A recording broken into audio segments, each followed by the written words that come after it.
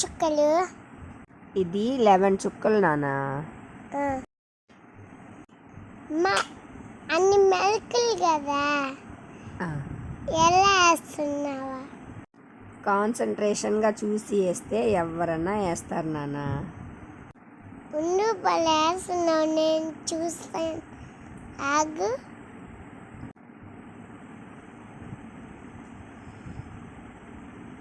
భలే ఉందమ్మా. నీకు నచ్చిందే?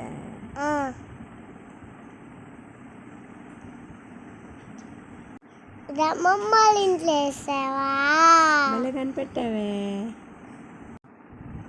మమ్మీ నువ్వు చుక్కల ముగ్గు ఒకటే వేస్తావా, మామూలు ముగ్గేవా? నేను మామూలు ముగ్గు కూడా వేస్తాను నాన్న. ఈ మధ్య ఈ ముగ్గులు నచ్చుతున్నాయి నాకు బాగా, అందుకనే ఈ ముగ్గులే వేస్తున్నా ఎక్కువ.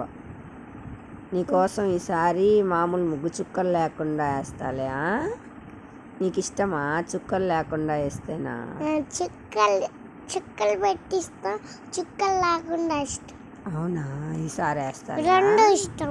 నెక్స్ట్ టైం నీకోసం రెండు ఇష్టం, చుక్కలు లేకుండా వేస్తా. రెండు ఇష్టం. మన బొగ్గే ఇంకా అవ్వాలి, ఇంత పెద్దగా ఉంది. పెద్ద ముగ్గు కదా, ఫ్రైడే ఈ ముగ్గు వేసుకుంటే వాకిటి ముందు అందంగా కనిపిస్తుంది, సూపర్గా ఉంటుంది వాకిలి ముందు.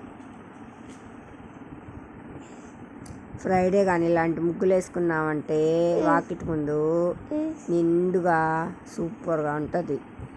నాకు ఫ్రైడే ఇలా పెద్ద ముగ్గులు వేయాలంటే ఇష్టం, అందుకే అంత పెద్ద ముగ్గులు వేసా. బాగాలేదా? బాగుంది, అందుకే వేసా.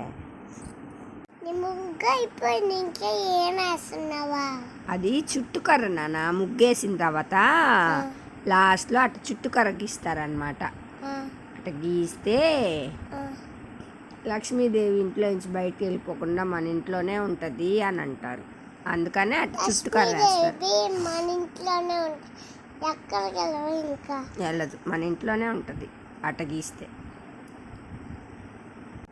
అయితే ఈ ముగ్గు వేసుకోండి, ఇలాగా చుట్టుకర్ర ముగ్గు వేసుకోండి. మీ లక్ష్మీదేవి కూడా మీ ఇంట్లోనే ఉంటుంది.